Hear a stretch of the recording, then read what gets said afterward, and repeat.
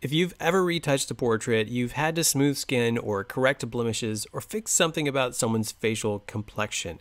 I usually do this using a technique called frequency separation. Now, Photoshop has built-in skin smoothing, and I want to show you that, which is a one-click way of smoothing skin, and I want to compare it against a more in-depth method of frequency separation.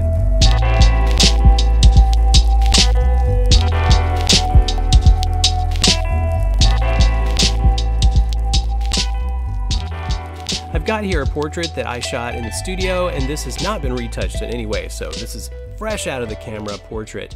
And overall, this is a very beautiful young model who doesn't have tons of skin blemishes, but if you look closely, you can see that there is some discoloration, some scarring, and just some general lighting and highlights that I would like to be able to refine and tweak. So the first thing I'm going to do is I'm going to apply Photoshop's new Neural filter. You can find that from the filter menu, and you go here to Neural filter. And when the Neural filter opens, the first thing you're going to see is skin smoothing. Now I'm going to move this over so that I can see it a little bit better. You'll notice that Photoshop has given us a blue rectangle around the face of our model. So it's identified where the face is, and it's going to try to do most of the corrections inside of that box. Let's go ahead and just flip the switch. Photoshop is now going to look at our image and try to correct the image and smooth the skin on its own. And you know, it's not a bad job. Let's go ahead and flip it back to its original and then see the difference. So you can see the original version and the skin smoothed version, and it's really, for one click, it's a great job. However, there are some things that I don't like. Let's see if we can get rid of them. First of all, if you look down around the nose area, you will see that the contrast has been taken out of the nostril area. It looks like it's been blurred. And so when I flip this on, you see that we just lost a lot of contrast where the nose is, and it kind of looks like we just smoothed over it incorrectly. Now, it did a good job fixing underneath the eyes, taking out some of the dark shadows, and it did reduce the appearance of some of the scarring that we had in the forehead and the cheek. Overall, for a one-click application, not bad. We do have these two sliders up here, one of which is the blur slider and one is the smoothness. Let's go ahead and pull the blur down to the left and see how that impacts the overall skin smoothing.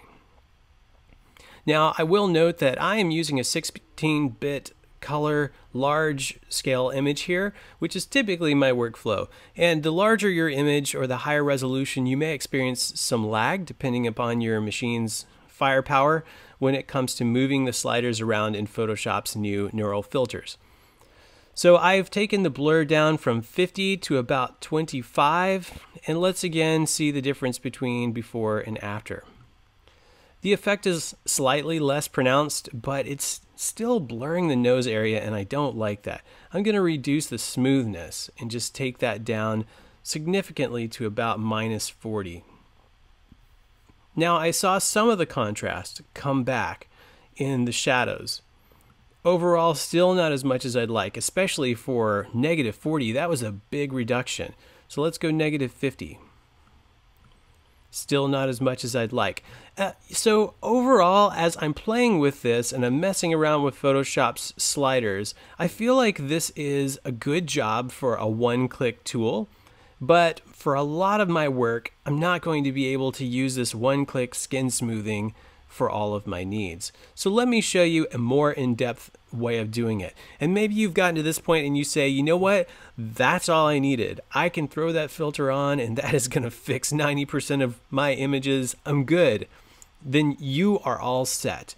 But if you, like me, see some flaws with this way of fixing it, if you don't want to lose contrast and get blurred pixel areas around the nose, and if you'd like to have more precision taking out some of the scarring around the head and the cheeks, especially if you'd like to have a little more control over the coloration and the skin tone in general, including the highlights, then hang in there. We're about to go deep. This is the unedited photo, no filters from Photoshop on it. Here's Photoshop's Neural filters. Let's do frequency separation. So if you've never done this technique, what you're going to need to do is create two versions of your layer. So I'm going to create two versions. I'm going to keep my base as a reference and just save that for later. So I'm going to turn that off. I'm going to put low as my bottom layer and high as my top layer. And now I've got two versions of the exact same image. What I'm going to do first is I'm going to just turn off the visibility of my high layer so that only low is what I'm seeing. And I'm going to apply a Gaussian blur. You can find that under Filter, Blur, Gaussian Blur. I actually use it so much that I created a custom shortcut for it that you can see right here. But let's go ahead and get into that menu. You'll notice that we have a slider here for the amount of blur. And what I'm looking for is I want to blur it to the point that there are no fine details, no blemishes visible in this layer. So I'll tell you what, you're going to have to do this per image, and it's difficult to give you a number because it depends on how large your portrait is. But if you'll notice right here around the cheek, she has a slight wrinkle right here where her smile line would be. I'm using that as my reference in this case, and I'm just going to ramp it up until I don't see that smile wrinkle anymore. And for me, that was around 25 radius. And then I'm going to hit OK. So now I have a very blurry version of my portrait. Let's turn on the high layer. So frequency separation, as the name implies, means that you're taking two different layers. You're separating out your detail and your color and tone onto two different layers. So I need to use this high layer, and I need to bring back the detail that we lost with this low one. The way I'm going to do that is I'm going to go over here to Image, to Apply Image, and then I'm going to change some settings in this dialog. So I'm going to make sure that my blending mode is set to Add.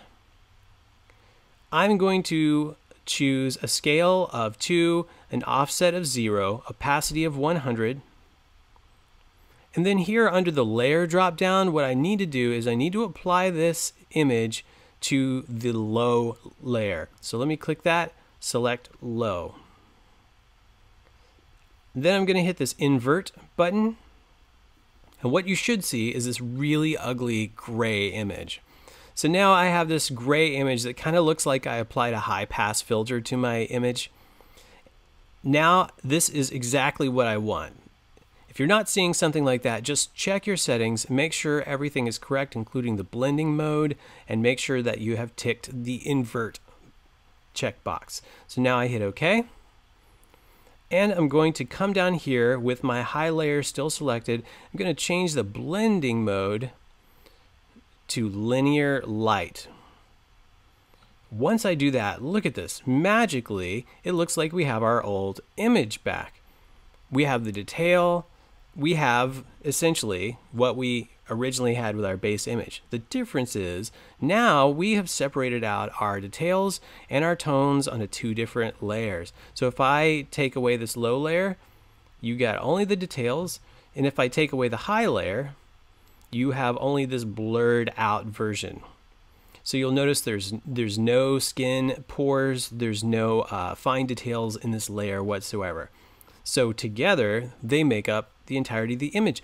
Now I can edit them individually, and as I edit one, the other will stay intact, and vice versa.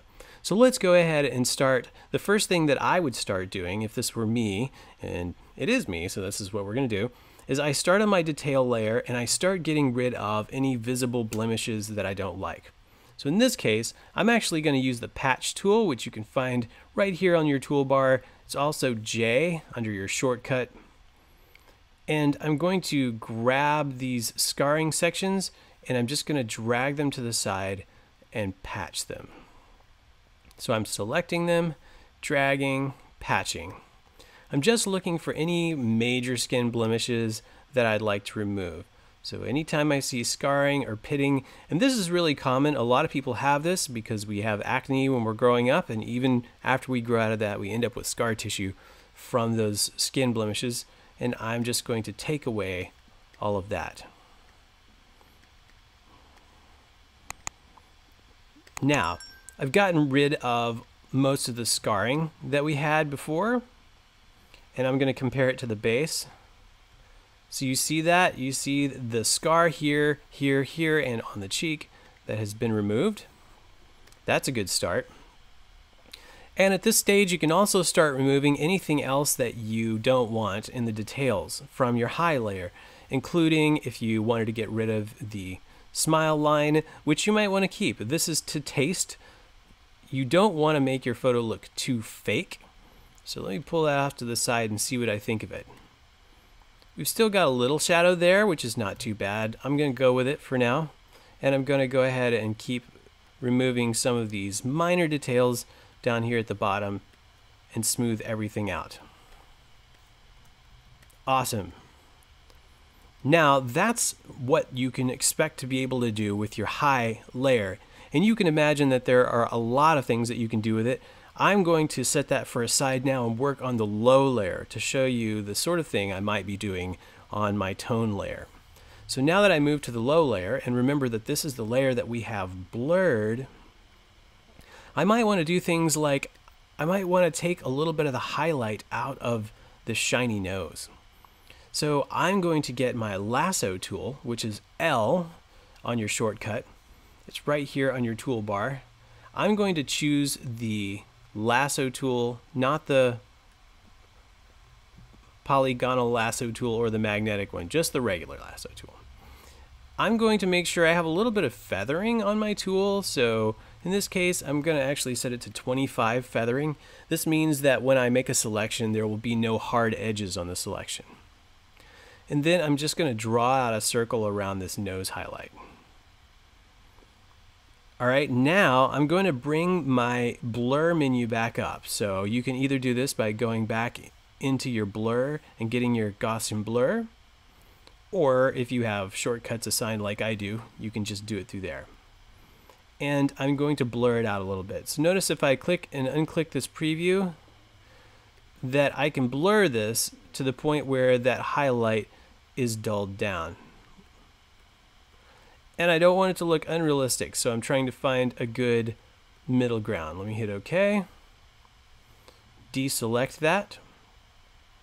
And now the detail on the nose is a little off-putting too, so I'm just going to use my patch tool, which is again the J tool in the shortcut, and I'm going to move that. So there we go. I completely got rid of that highlight. Now, that might be a little extreme, and you might not want to do that. In that case, if you feel like, you know what, we need a little bit of highlight, you can leave that there. But here's the difference between the two. So I definitely toned down that highlight a bit so it's less noticeable. And I can do that throughout the regions of the face. So say I wanted the highlights on the forehead to be less or more noticeable. And it's not just lessening, you can actually add contour this way. So what I could do is I could go down here and I can paint directly onto my low layer and I can contour the face. If you're going to do this though, I suggest that you add an additional layer above your low layer. So let me turn my 2 back on. Let me go here and add a new layer. You'll notice this one's setting between my details and my tones. And I'm going to name this contour. Now what I'm going to do is turn off my high and go down here. I'm going to get a color that I like. I'm going to set it to a light opacity, maybe 20%. And then I'm going to start painting onto the face and contouring it a little bit. Now I'm doing this quickly to show you what's possible, but I encourage you to experiment with this and see what you feel like works best for your project. Now, because I did this on a separate layer, I can actually blur these so that I don't get the brush strokes. I can go up here to filter and I can Gaussian blur. And now let me turn them on and back off. And let me turn on my highs. So there you go. I've just created a bit of contouring on the face. It might be a little extreme, and in that case I can dial it back separately from my lower tone layer. And in that way you can create all kinds of contouring for the face. In fact, it's a great way to add makeup. You can add color down under this layer. So I can add a new layer under that and I can just say makeup here. And then I can grab a tone that I really like out of this cheek, maybe a little bit of a blush tone, and I can paint it in. Again, I have a brush and I have a low opacity of like 20, and I'm just painting it in. I can turn that to color. Oops, that was not color. There we go.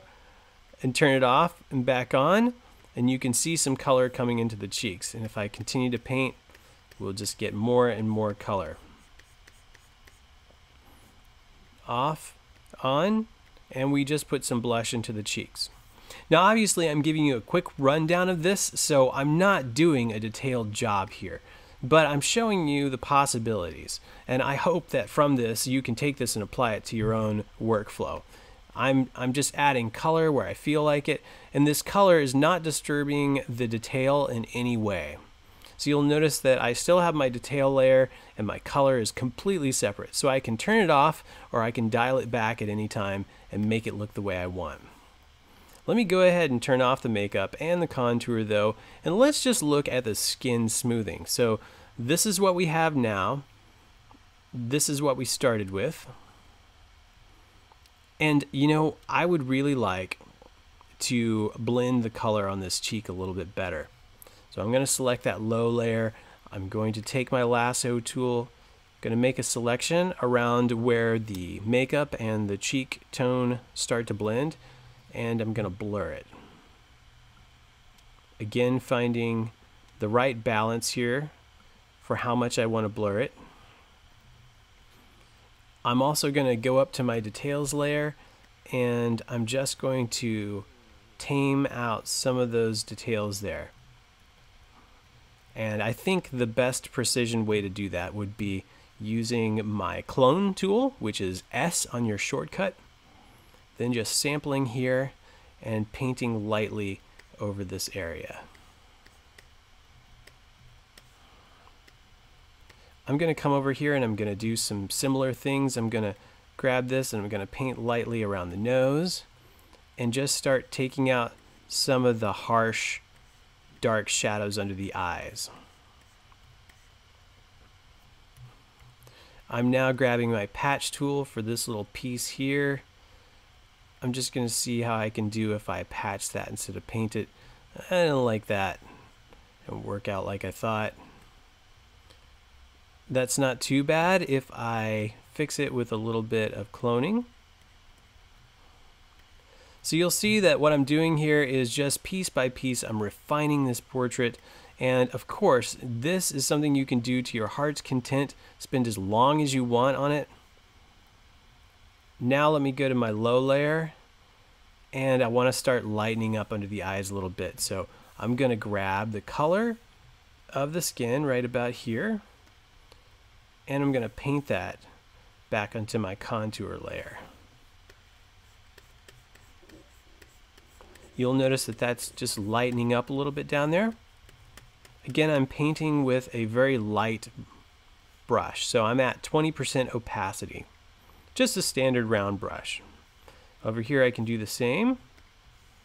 Sample the color, take my contour layer, paint that on my contour layer, and just get it the way that I want it. Lighten up all of this in here. Now, this is a quick and rough job.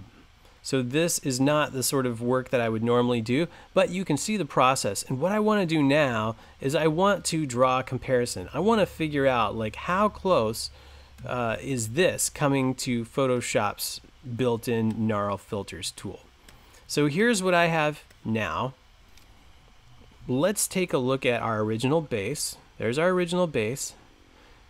Let's take a look at Photoshop's Gnarl Filter. That's Photoshop's Gnarl Filter.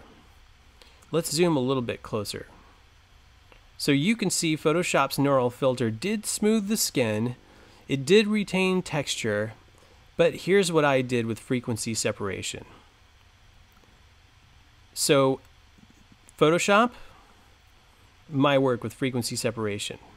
One of the main things to note is we lost a lot of contrast around the nose, we got a lot of skin blurring with Photoshop's neural filter.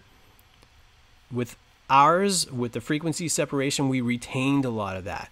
And I would say of the two, I definitely feel like the work we did with frequency separation looks a lot more natural and clean, a lot more professional. So it doesn't look like we just clicked and applied a filter. This looks a little more harsh, like a filter that you might expect, you know, from Snapchat or Instagram or something like that, just quickly smoothing the skin. So I would say if you are just looking for a quick skin smooth process, this neural filter might be exactly what you want. But if you're a professional and you're trying to get your images looking pro, you're probably going to want to go with frequency separation or a more detailed way of making changes on your portrait. And if you've never used frequency separation, I hope that this introduction to it will be really helpful for you. Because here again, this is what we started with. This is what we just did quickly with frequency separation. And you can imagine where we could go from there. There's a lot of additional things we could do with this tone and this detail layer. Now, I don't want to compare them directly because I understand that this is like a one-click solution compared to a fairly complex multi-layer solution. But I think it's worth considering as you are retouching your images. What's going to work better for you? Do you need to go to all that trouble? Can you fix your portrait with Photoshop's neural filter? Maybe, but do you need something more professional? I think that that's probably going to be my go-to 90% of the time. And it may be that sometime in the future, Photoshop comes out with some crazy advanced tool that just does all this for me. But for the moment, I love frequency separation. If this video was helpful, consider coming over to Instagram and following me to see more of my art and my work. I'd love to hear your comments and get your likes, and it just makes me feel so much better about myself. I hope to see you again soon. Thanks for watching.